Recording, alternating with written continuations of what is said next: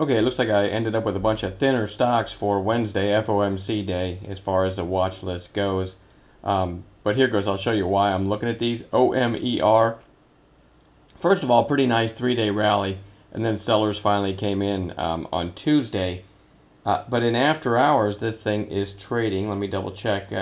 Looks like around 937. So the high of today was 928. So if it opens above today's red candle, that's actually pretty bullish, and I'll be watching that for a potential long on Wednesday morning. LITB, another thinner one, but a nice little pop on Monday, and then today, which was Tuesday, kind of hung out right around Monday's close, and this is one that maybe we get a second leg, a second push. There it is on an intraday basis. If it can take out Tuesday's high, that one's kind of interesting. Again, a thinner stock. I'm not in love with this one. PRAN, I called in the chat room today, and we had a nice trade in it, but I kept saying this thing could be multi-day, and I kept saying, everybody check the daily. This thing looks really good on the daily, and you had this big pop here, and then about a week-long base, and then today closing near its highs. Certainly on long watch again tomorrow. I didn't hold any overnight, but the chart looks pretty good. KNDI, I like this, the fact that it on Monday popped over this high. Like I said, I'm not surprised at the pullback, but going to like 15-minute candles here. Let's make it 30s. Pan out a bit. Okay, I'm even going to go to 60s here. At this high back here, and and then a lower high. You can put that line anywhere you want, but it's anytime you make a move of this magnitude. Keep in mind these are 60-minute candles, but there was really no pullback there. So now you get a pullback. It's not unusual, and it's expected that it's going to chop around for a while. Now back to the daily. Okay, 15s. It's still interesting to me. You can kind of picture right there, right? So up over maybe up to 815, something like that. You get this little flag break, and I think we get through this high of 830-ish.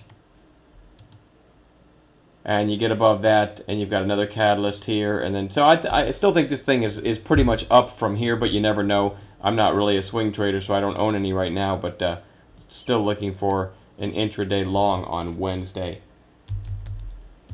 BIOS, thinner stock, but had this interesting pop back here on November 27th, and it went to 742. Today it went to 745 before pulling back on volume again.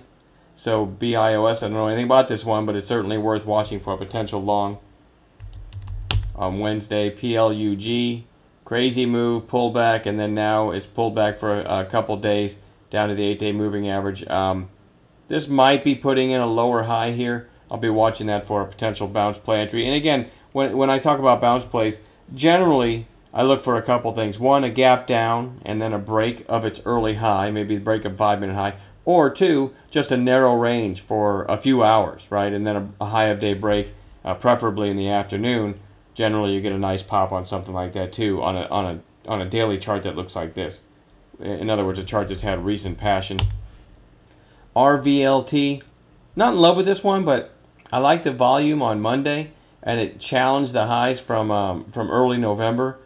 I don't really like the gap down here, but if you notice going to 5-minute candles, this was the opening high right here today, and it never took it out, right? If you just extend that to the right there, you see it just never took it out.